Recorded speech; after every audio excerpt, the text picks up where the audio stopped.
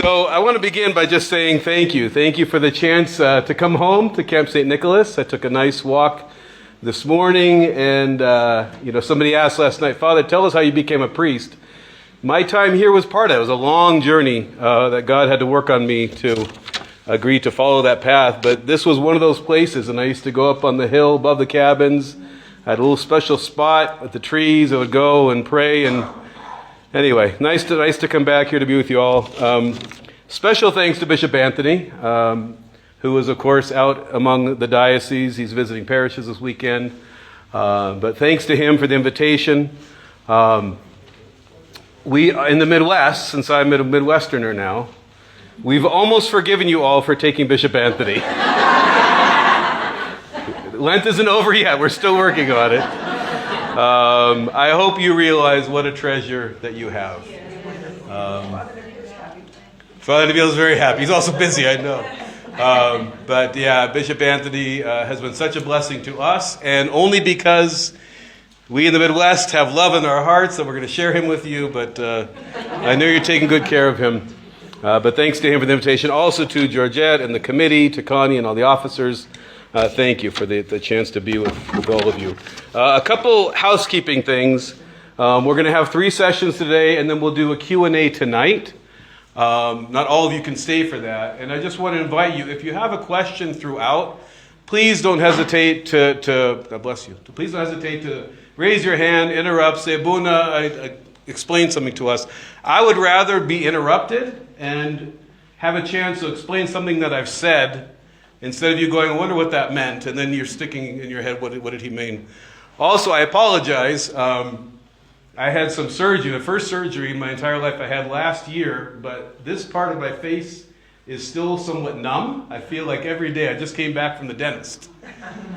But this week on Tuesday, I actually did go to the dentist, had some major work done on this side, and so I feel like my face is like crooked.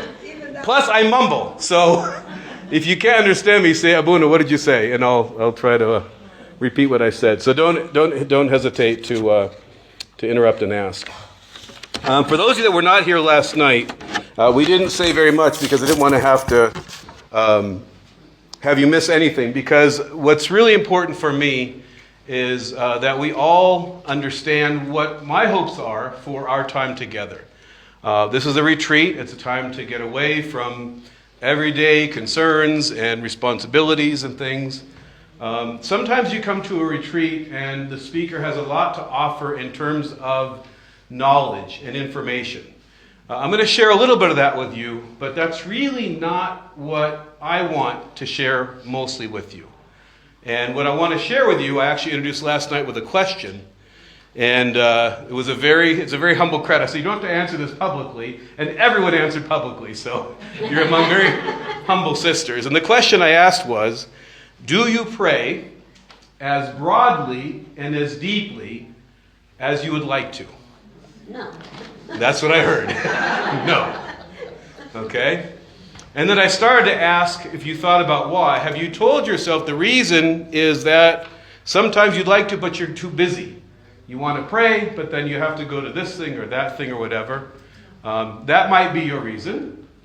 The one I didn't say last night, because I knew it was going to open up a big topic that we'll get into today, is, have you ever said to yourself, I would pray more, but I'm too lazy? Have you said that to yourself? Raise your hand if you think that's good. Many of you have. It's not true.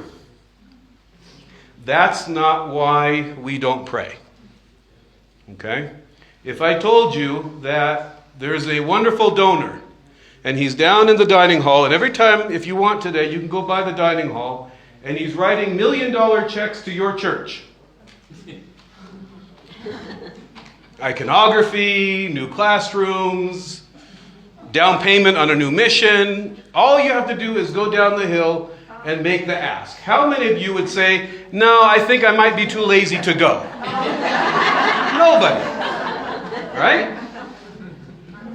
And yet our God invites us anytime we want, in whatever situation we're in whatever setting we're in, to encounter him personally and directly. And yet, so often, we don't. I don't think it's because we're busy. I don't think it's because we're lazy. We might be busy and lazy, but that's not why we're not praying. What I want to talk about today, we'll spend about half the time, and I apologize in advance because this first half of the time you're going to feel a little bit frustrated because we're going to go deeper and deeper and deeper into the problem. And the farther we go, you're going to feel more frustrated. Say, Father, you're going to say, why don't we just talk solutions? I promise you before we're done, inshallah, we're going to have time for the solutions.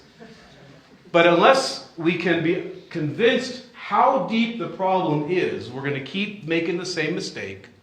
We're not going to be going to God, and we're going to make the stupid excuses that just aren't true. We're going to keep belittling ourselves, saying, oh, if I wasn't so lazy, if I didn't just have bad priorities. What I want to do is I want all of us to be convinced why we don't pray, and it's not our fault. And then we'll get to some of the solutions, because it's going to be still up to us to figure out how do we push past all the resistance. And there is a lot of resistance why we don't pray. I mentioned very briefly last night that the Orthodox Christian faith, among not just the Christian traditions, but of all religion, is the strangest of all religion. It's not strange for most of us, because for most of us, it's all we've known. And maybe you're a convert to the faith, and most of you that are converts, most of you were in some kind of Christian tradition before. So even though Orthodoxy is new to you, Christianity for most of you is not new. And because it's not new, we don't understand, we don't feel how ridiculous in the world standards our faith is. All right? For all the history of the world, religion went something like this. There is a God. He lives in a certain place.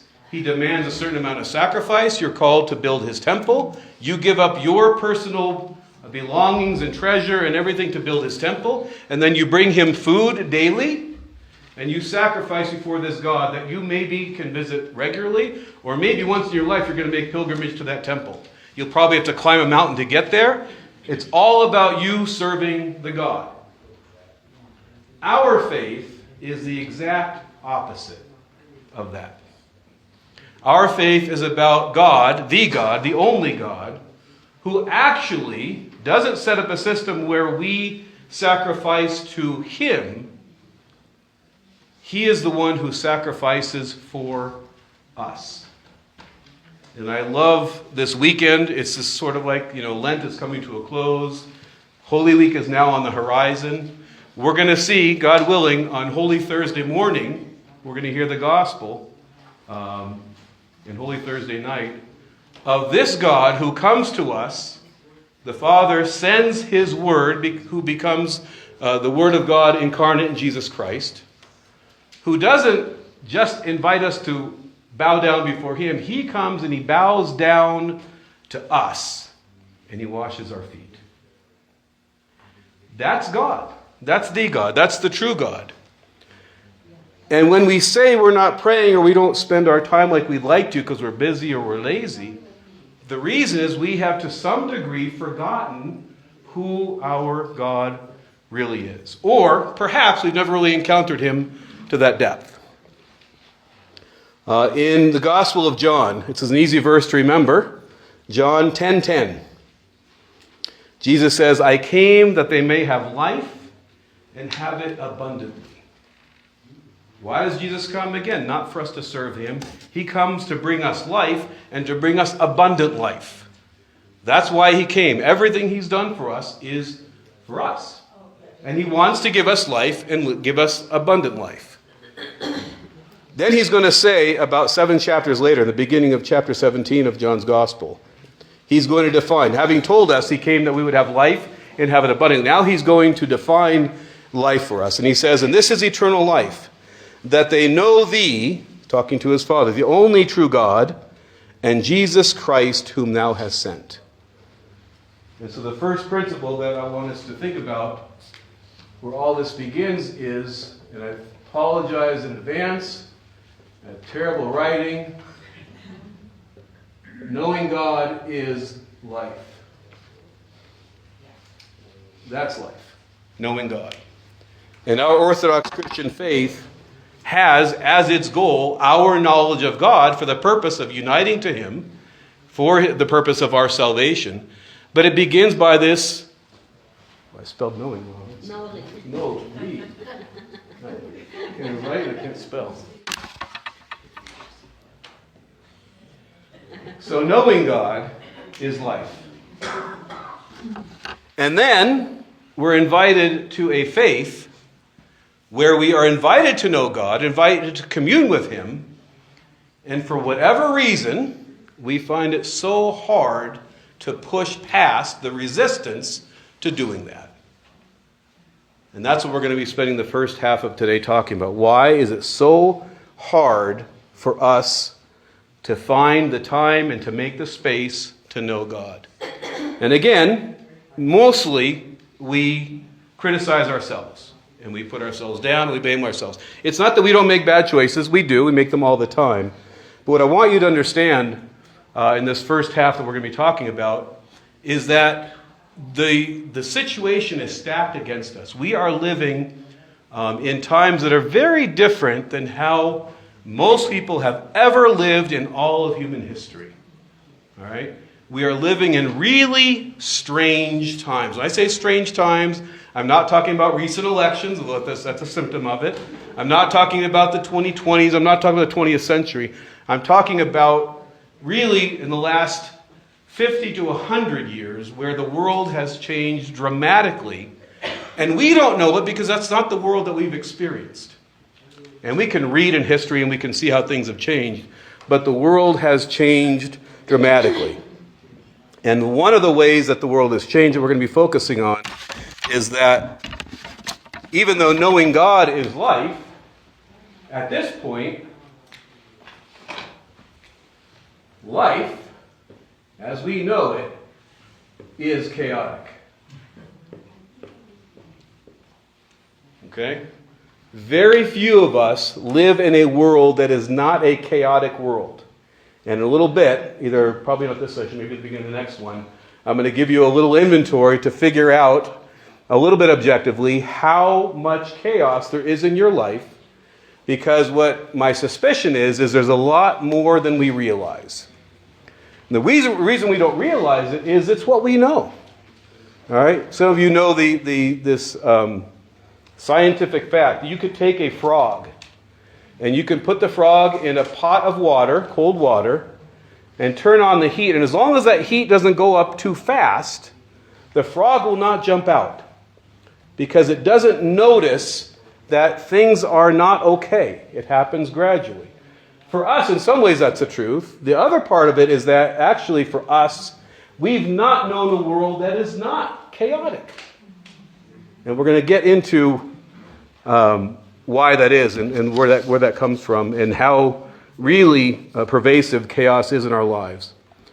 But here's the problem. So knowing God is life.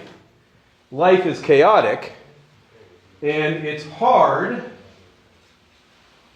to know God when we're in chaos. Very, very difficult. It's not that it can't be done. It's that it's hard. And by chaos, we're going to talk about this. We'll get into the fact that the chaos that makes this hard is not around us. Right? We're going to talk about a lot of chaos that is external. That's not the problem. We'll talk about that. The problem is that we have internalized all the chaos around us, and now we're living internally in chaos. That's the problem. Because knowing God, which brings us life, is very difficult, if not impossible to do, when inside we are nothing but a big mass of confusing chaos. And that's what I would say is what life has become.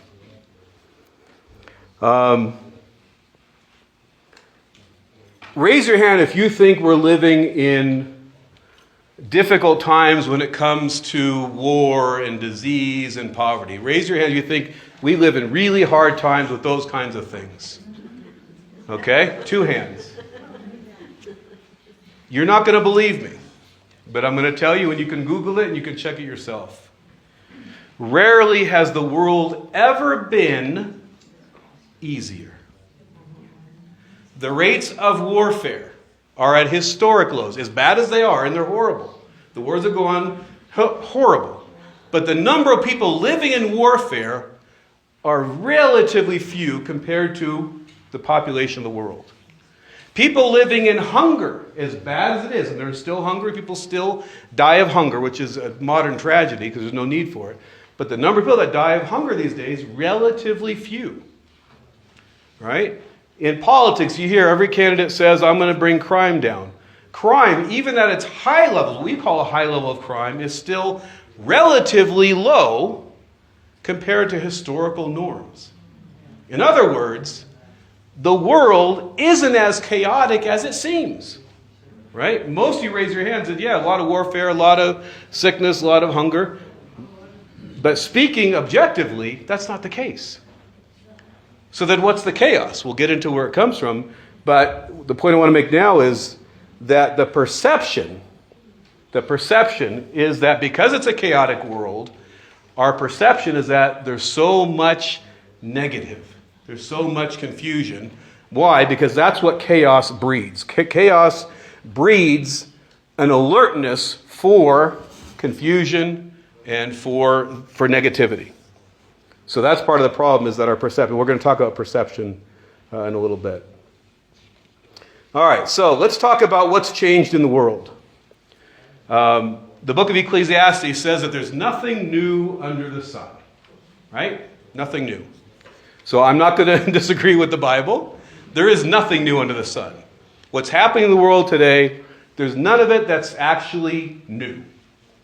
What is new is the number of people, and I would say the majority of people, especially we talk about our life here in North America, most people, the life they're living now, has only historically been lived by a very few people. Okay, so it's not new. What is new is that you and I are living in a world where the majority of people did not live like this. All right, even the poorest among us live relatively, at least in this country, relatively wealthy lives.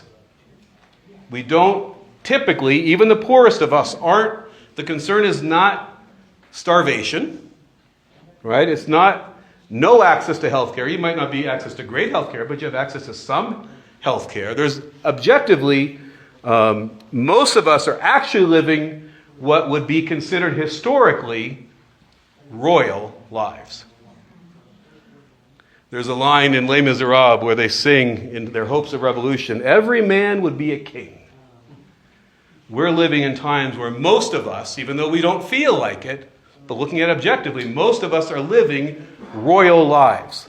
The conditions we live in, the amount of food, sustenance, healthcare, shelter, luxury is actually much closer to royalty historically than what we consider anything else. We are living very royal lives. However, it's come at a great cost.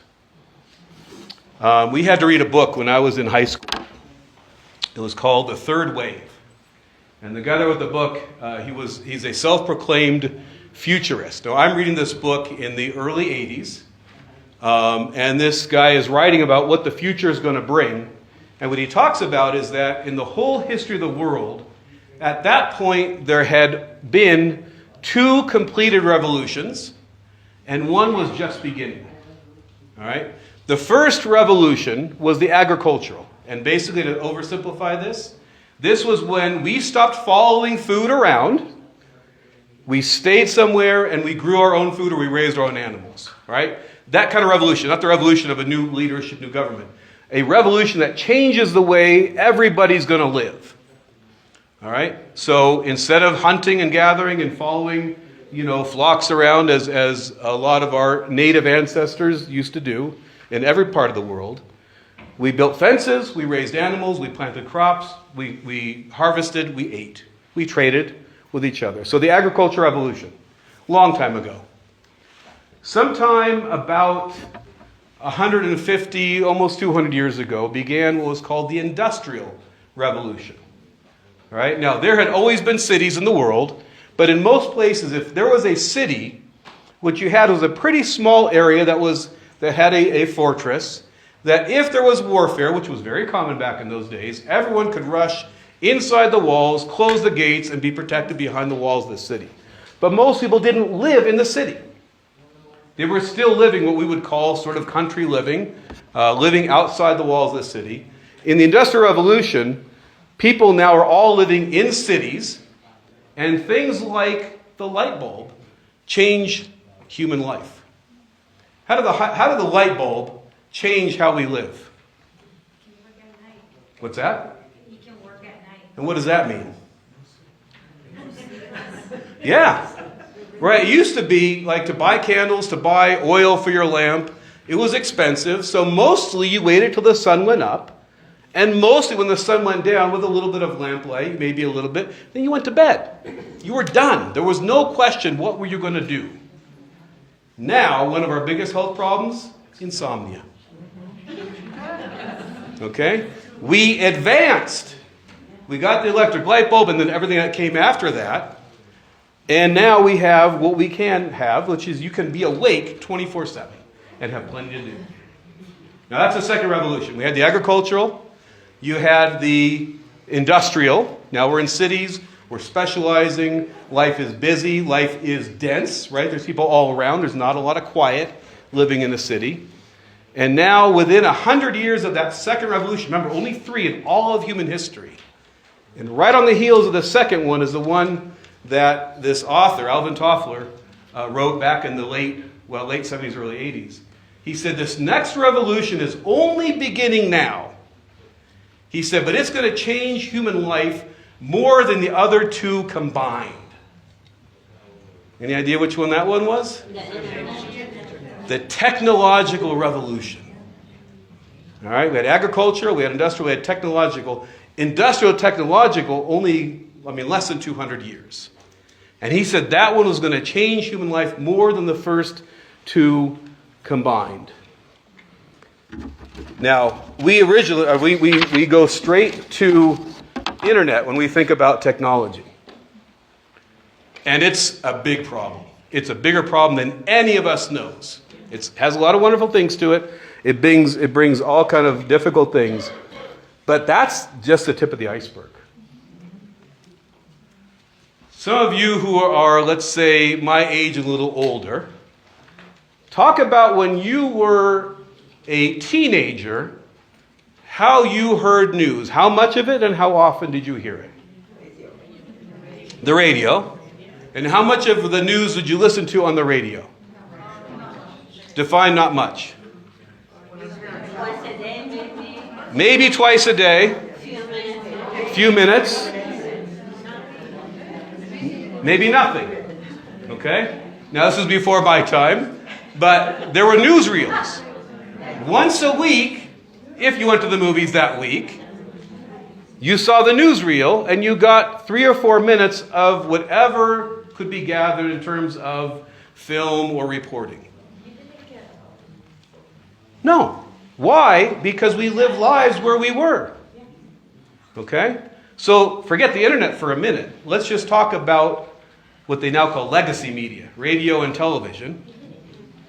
With radio and television, especially with the advent of cable news, now how often, forget the internet for a second, now how much news are we getting? How often and how much? 24/7. So you could get it 24/7, but how much were you typically, let's say it's the 1980s and CNN is new. How much news are you watching? An hour a day, a couple hours a day. Now the news is on in the background. Okay? Think about how this works. You have this new idea, cable news network. The idea is people don't have to wait for Walter Cronkite or Peter Jennings in the half hour at the night. But they have to fill 24 hours of news. 24 hours. And then the next time that 24 hours is done, they have to start all over again. Right? The invention of what we call the news cycle. How do they do that? They go out everywhere they can to find news to report. And what kind of news do we all want to hear? Bad. And where are we getting it from? Everywhere. everywhere. So from maybe a few minutes a day to now a couple hours a day, in those few minutes maybe you heard something in the country, very little internationally. There's not a lot of technology. It's going to get you a newsreel from Europe, a little bit, not much. Then you take it to the next level, which is the internet. Now how much news are we getting? Constant bombardment. All the time. And is it peaceful? Is it gentle? Is it calm? It's all of the things that do what? They breed chaos. Is it true? Right. It doesn't matter. We got to fill it, right? There's no time to fact check. We got to put it on there. And so now that's just one example. Excuse me. Think about time. Let's go back now to the Industrial Revolution, or before the Industrial Revolution. How do people experience time? What's a day like? You're getting up with the sunrise, right? How many tasks do you have to do? Hundreds? No. Feed the animals. Right. Okay. Maybe 3 or 4 things. Maybe your day has 3 or 4 things. Now, there's a lot of work. I'm not saying you're going to do 2 minutes, then you're done. You're going to do 3 or 4 things. They're going to take all day. But it's simple. Now, those of us that even think about putting a to-do list, how many things are on it? It never ends. Never ends. Okay? So think about how time passes. If you're living, let's say, on a farm, it's the 1840s. You wake up, the sun comes up, you have your 3 or 4 things to do. You're going to work hard all day. But it's pretty simple. Is it loud or quiet? Quiet. Relatively quiet. Is it chaotic or pretty smooth? Pretty smooth. There's problems, right? The cow died, that's a problem. We've got to work on it, right? But in terms of the chaos and the confusion, relatively little of it. So time, what happens when you're trying to we've gone from doing, God bless you, we've gone from doing 3 or 4 things in a day. We took a long time to do it, right? Name something you did recently where you had one job, but it took a long time. Who can think of an example? Baking. Baking. Okay. How long were you baking? How long? 5 hours. 5 hours of baking. Okay. How long did it feel like to you? Oh, like an hour. Okay. So because it's not easy, but it's simple. You experience the passage of time. Now what we've done, because of technology and because of how we live, nobody decided, we just said, if we can live easier, we're going to do it. Now we keep compressing more and more and more, and the day gets longer, right? No. Now, it does in terms of like you're going to stay up later, but there's still only 24 hours in the day. What happens? Time gets compressed. What happens when you have something that is finite? It's sealed. You can't add more space to it, but you compress it. What goes up? Pressure. Pressure. We are all living, to greater or lesser degrees, but all of us living very pressured lives without even thinking about it, because this is normal life. Right? And I'm not saying we're all going to become Amish or we're all going to go live on the farm. What I am saying is, if we don't understand how strange this life is, how challenging it is, and we're going to get into how challenging it is on different levels in a minute here, then we're not able to deal with it effectively. Okay? So what we're going to do today is we're going to look at what this chaos is. We've talked a little about where it comes from. And we're going to talk some ways of how we're going to lessen it. But there's only so much we're going to be able to lessen it. Then we're going to talk about how to deal with it. Any questions so far or thoughts you want to share?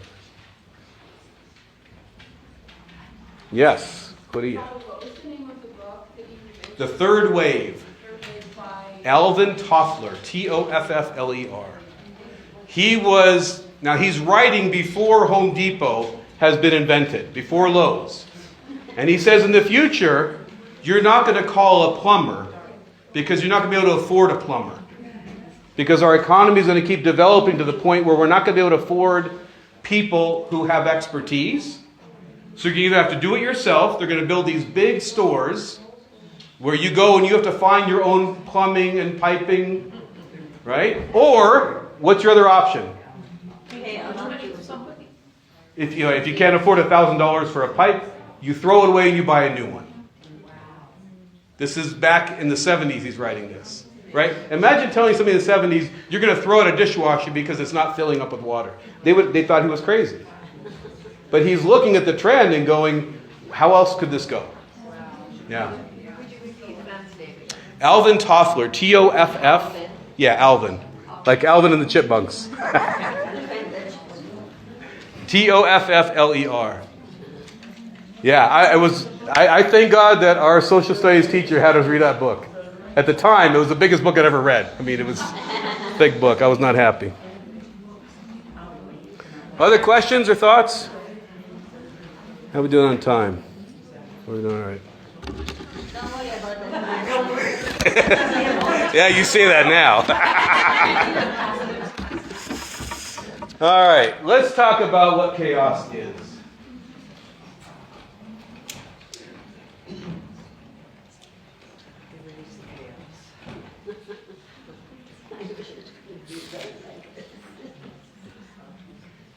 Can somebody hazard a definition of what chaos is?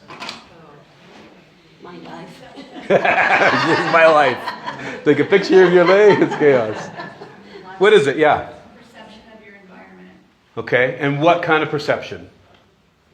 Well, up to you. But if your perception is that it's chaotic, what does it look like? What does it feel like? Frenetic. Frenetic, right? Nervous, yeah. 1 foot on the brake all the way and 1 foot on the gas. Just Yeah. Yes. Disorder. Disorder. Good. I would say the absence of peace. Absence of peace. Beautiful. Separation from God. Separation from God. Beautiful. All those are beautiful answers. Do you know that when the story of the Bible begins, right? In the beginning, God created. This is what there was before God starts working.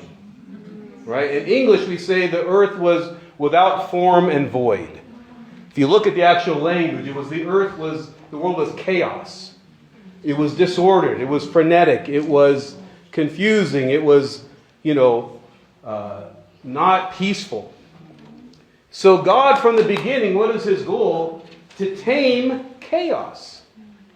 This is before he's even begun to create. It's before, obviously, all his work with the people in the Old Testament. Before, of course, Christ comes as one of us. But he starts with chaos as something he has to do something about.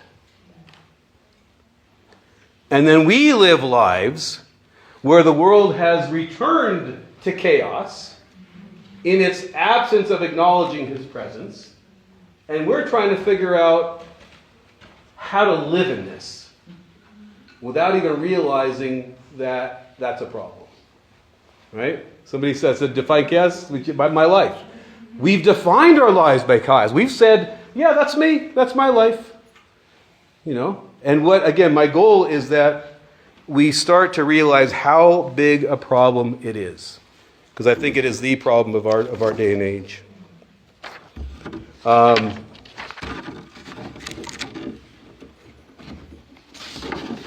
Let's talk about what chaos does to us. I'll just give you the first word here.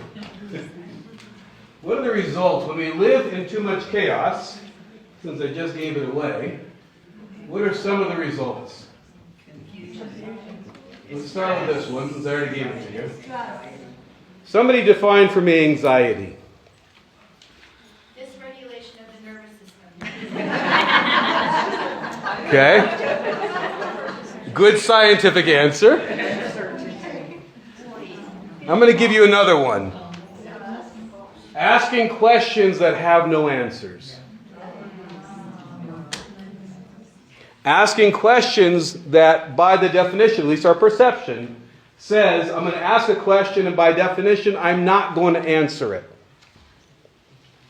All right? Anxiety is different than fear, right? One of the things I didn't used to like about being out in the wilderness and being in a place like camp was I might run into a snake. Okay? If I'm walking along the path and I see a snake, I'm fearful. Now, some of you don't mind snakes. Good for you. I'm afraid of snakes. I look at it, I go, and I walk the other way. I'm fearful. But if I'm walking in the forest somewhere and there's a lot of growth on the ground, and somebody said there's a snake somewhere over there, be careful as you're walking by, but I can't see it, I'm anxious. Because I can't answer the question, where's the snake? Chaos as an environment, and we'll get into internal versus external a little bit, breeds anxiety. Right? By definition, we can't answer the question. We're even thinking that the questions have answers, and so we grow in our anxiety. Just to give you a little preview, because I know I'm giving you a lot of bad news, I'm going to give you a little good news as we go. Please. Jesus said to us, perfect love casts out fear. So the chaos that God began to work through before he even began creation, that he works through especially with the coming of Christ to save us, is going to rid us of anxiety and all fears. But we have to get there. First we have to see what a problem anxiety is. What's another result of chaos? Somebody gave me, I heard it before, anybody remember? Stress. Now, I went to school at UC Irvine, and while I was there, one of my professors was one of the nation's foremost experts on a relatively new concept in psychology and sociology called stress. We were just beginning to understand what this thing was.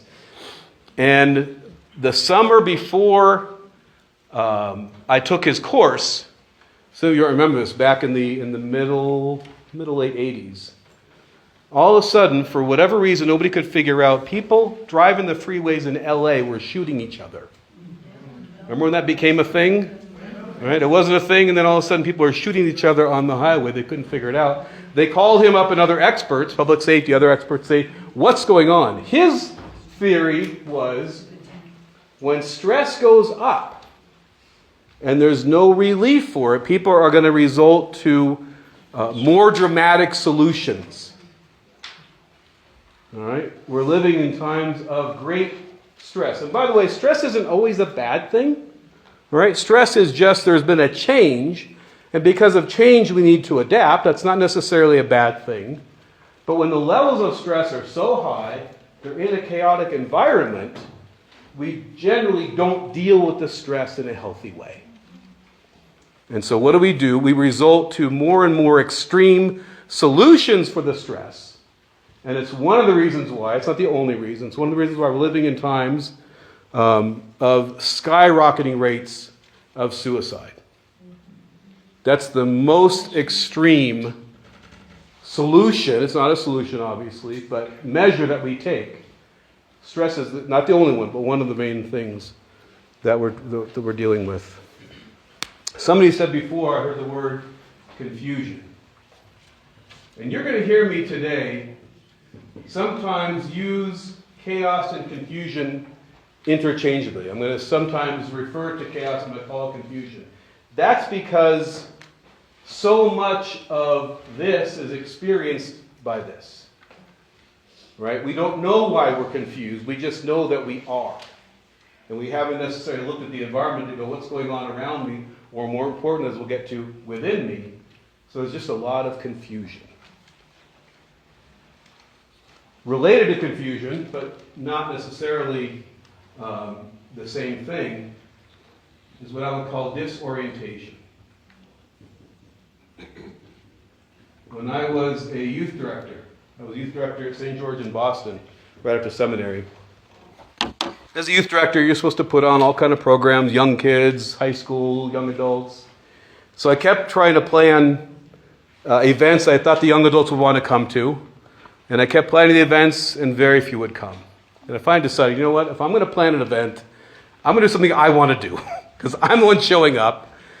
So I planned for the group to take a scuba diving course together. So we signed up. We went to the Boston Scuba Academy. We signed up for the class.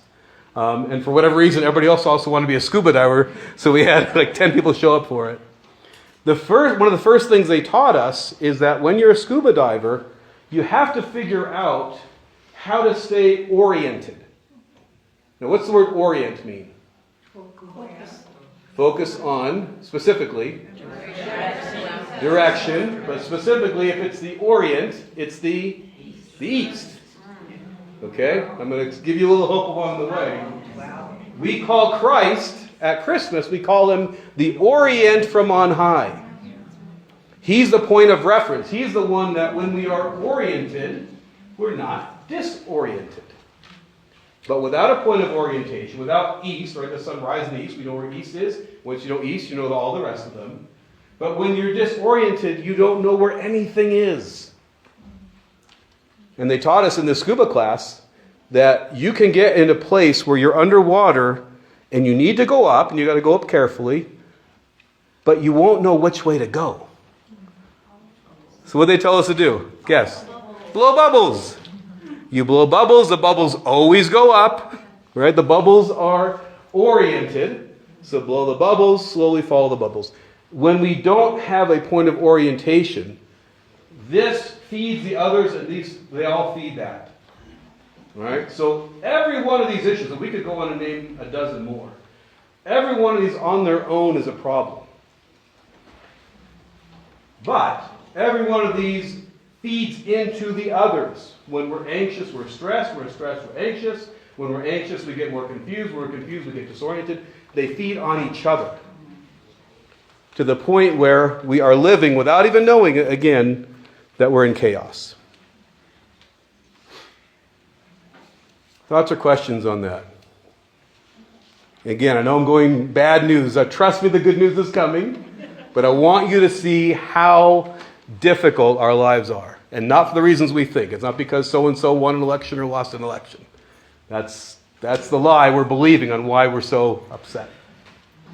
Any questions on this? Yes? So the word that keeps popping into my mind is overwhelmed. Is that all of that Yes. together? Is that overwhelmed, heavy feeling we feel?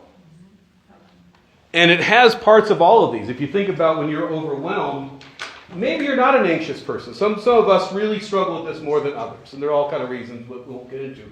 But your being overwhelmed may or may not be principally because anxiety is an issue you struggle with. But I would say that in a chaotic environment, without really tending to it carefully, we're all going to have all of these and a whole lot more. And you're right. At some point, you get overwhelmed, which is bad enough. For most of us, by the time we realize we're overwhelmed, we've been living in it as if it's the norm. It's become what life is. And then we say things, this is where we have to really be careful. We use our faith and our terminology about living the faith, and we go, well, God will help me. We use religious things, which are good. They're not bad. They're good. But they standardize being overwhelmed. Instead of saying, wait a minute, I'm not living an abundant life right now. This is not life. This cannot be the life God wanted for me. So thank you for bringing that up. Got a hand up or are you just leaning? I just have like a comment.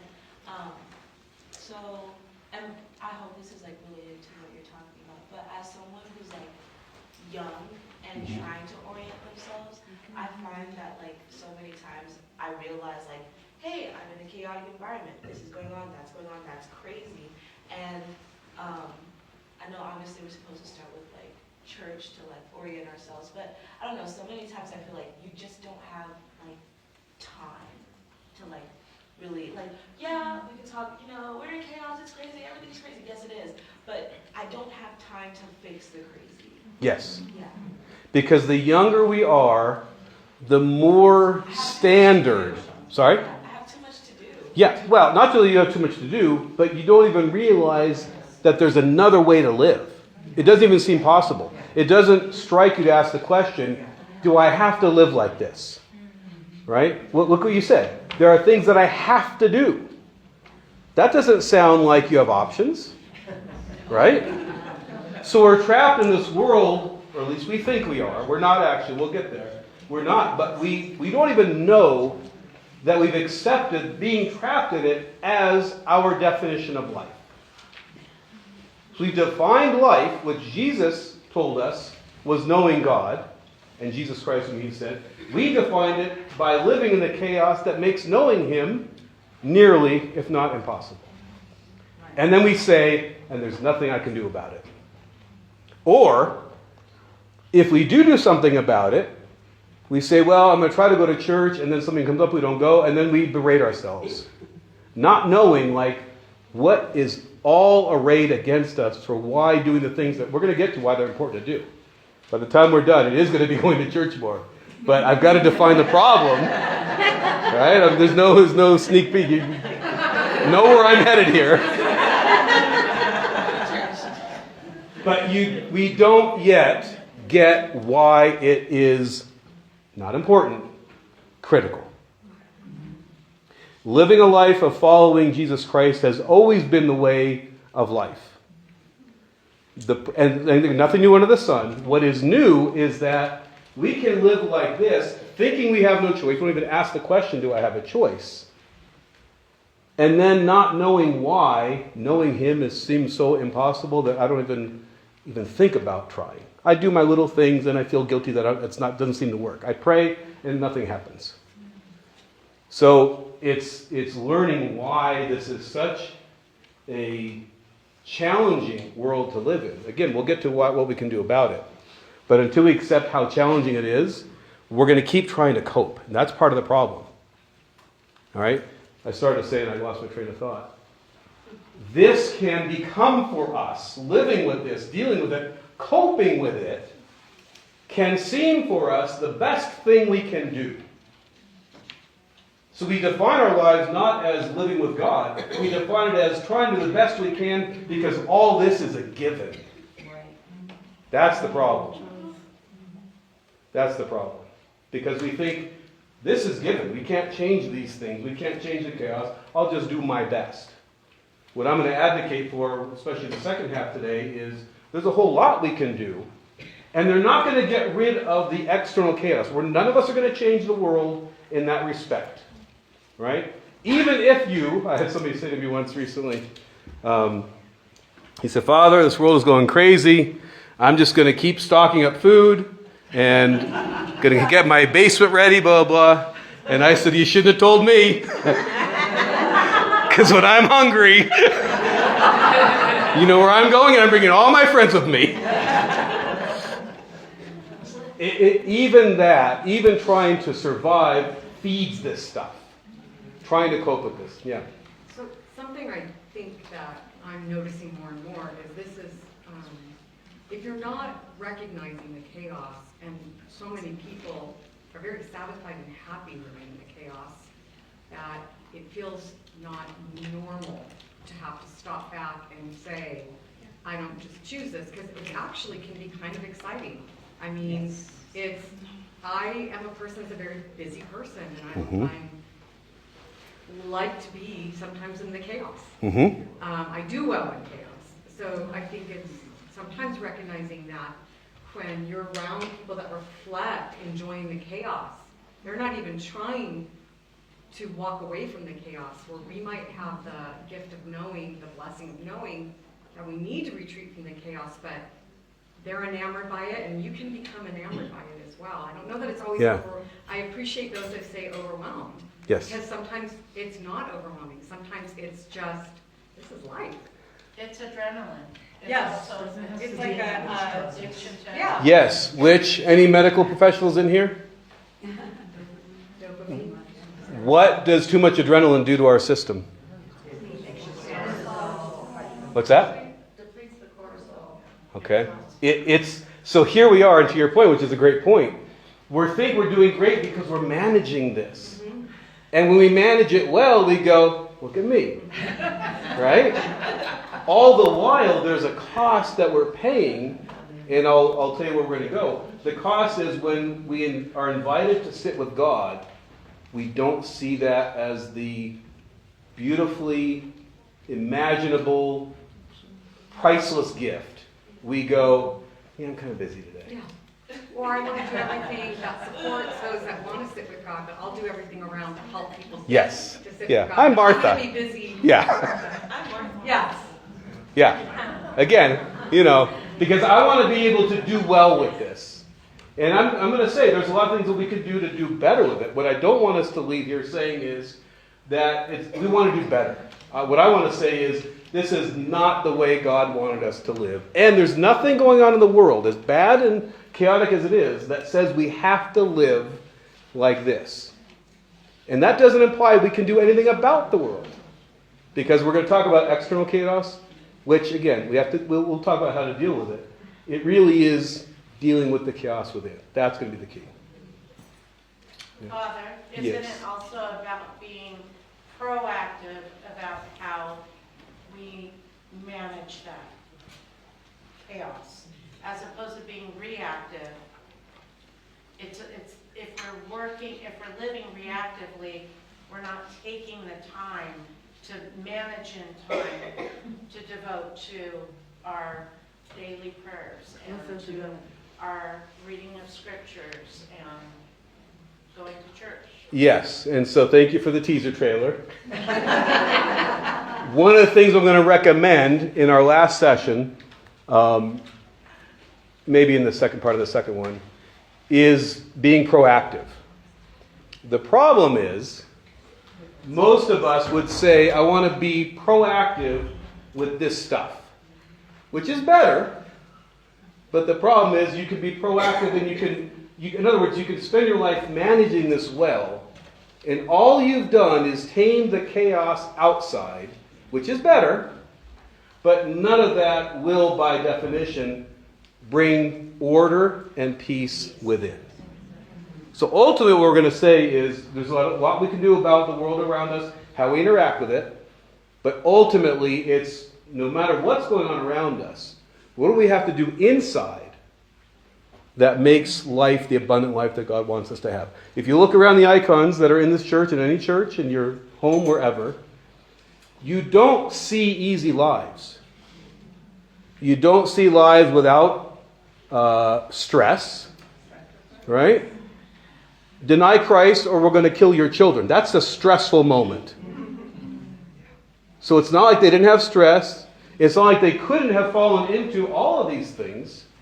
But they had something different going on inside that made the outside realities you see different as we look at them than they looked at their own life. They didn't see their surroundings the same way we see ours. And so what I want all of us to do is, how did they see their life, not just around them, but it inside, which is their knowing God, that changed how they lived in that surrounding? Make sense? Time. Claudia says it's time. It's up to you. Yeah. Let's see. Hold on a second. Let's do 4 minutes.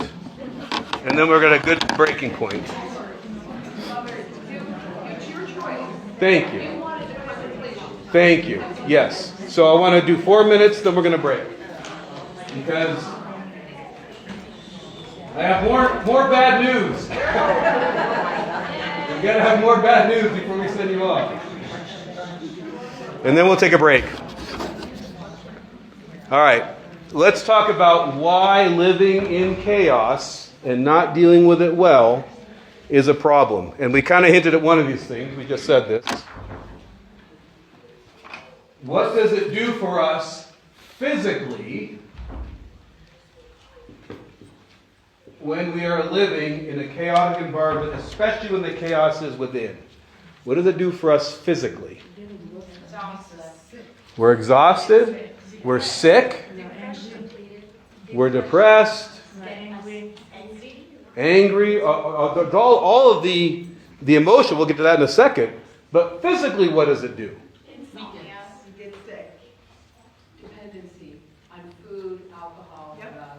Okay? So you're going to stress your system to the point where it's not caring for itself in a healthy way.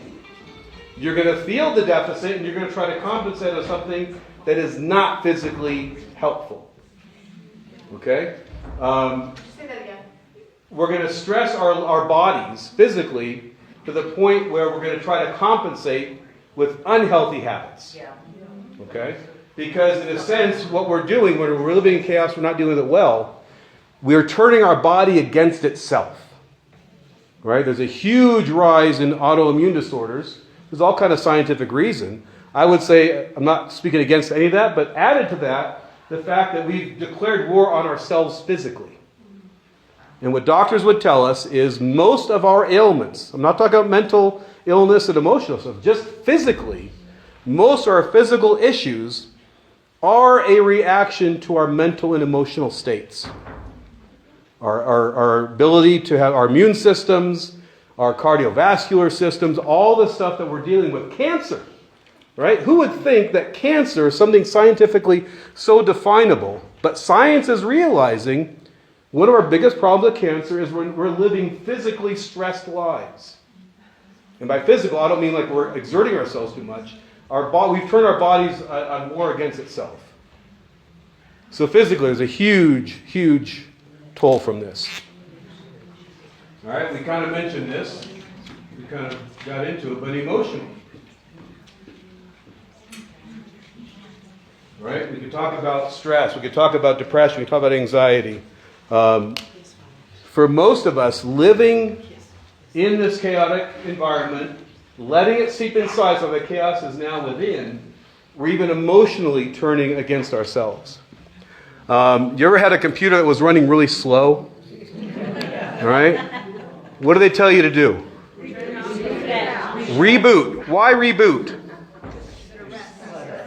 To reset. Why? Because what's been happening in the background of that computer is more and more programs are running.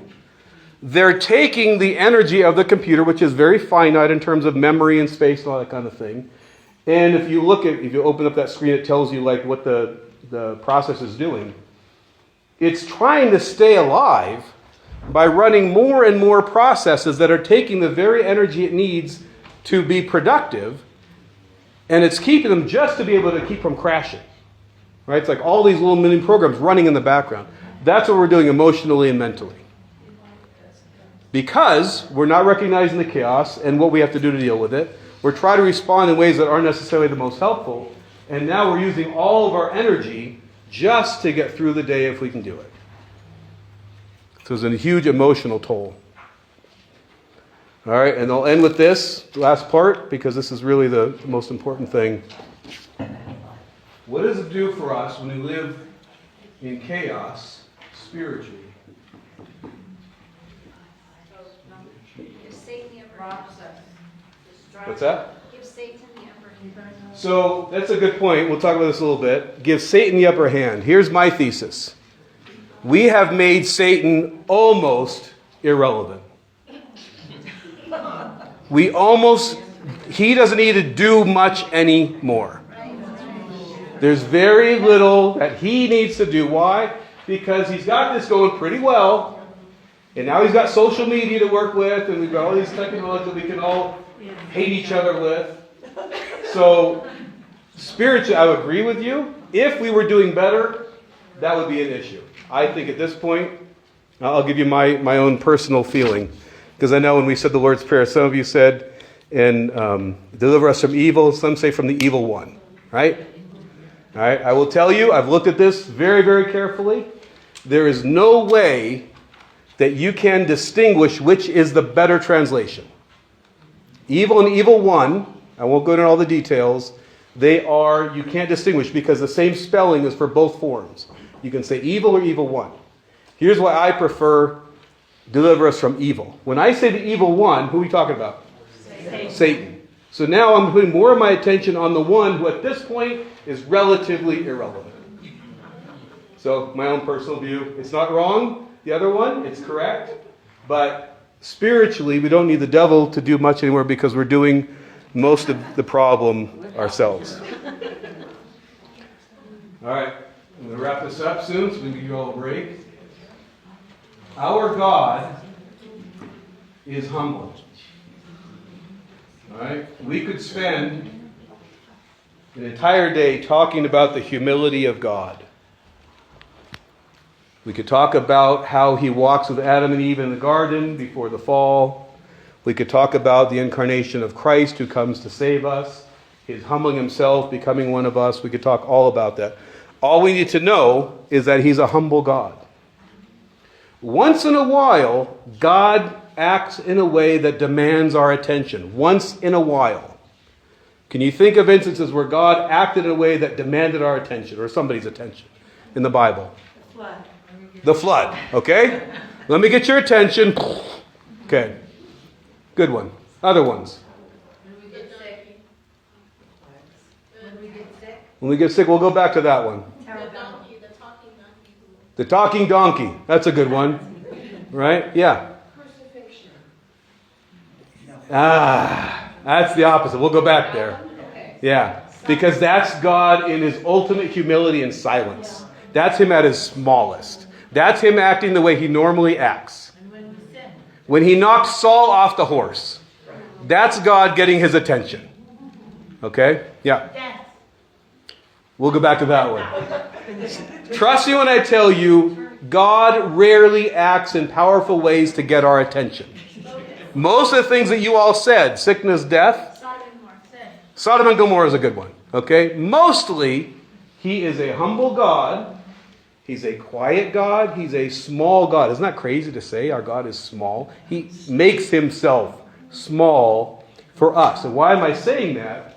That in a chaotic environment, what does this do for us? We talk physically, emotionally, now spiritually. If you're waiting for God to knock you off your horse like Saul, it's probably not going to happen. Because he's quiet and he's humble. So if you want to see what God is doing, you're going to have to get quiet and humble and peaceful and small, which in the middle of chaos is a really hard thing to do. So, how does God speak to St. Elias when he wants to get his attention? Right. First the earthquake. He's listening. Wasn't the earthquake. The wind. Wasn't the wind. The still, small voice. So this is why living in chaos, especially internal chaos, spiritually is deadly. Because you cannot see and hear God at work, who is our humble God, when we're in the middle of chaos. Quick questions on where we've come so far? All right, we're going to take a little break. More bad news to come. It's worse than we've even said so far. But there's good news coming. All right, so what's our schedule? Reflection now, 12:30 lunch, and 1:15 back. Okay, so it is now, hold on just a second, it's 11:15. You've got an hour and 15 minutes. If you want to go socialize, feel free to socialize. If you want to go and take a little quiet walk and contemplate what we've been talking about and maybe start to figure out what's going on, feel free to do that. You can walk up the hill, you can walk down the hill, take a nap, there's coffee, I'm sure there's food down there, and we'll gather at 12:30? 12:30 for lunch. There we go. Thank you.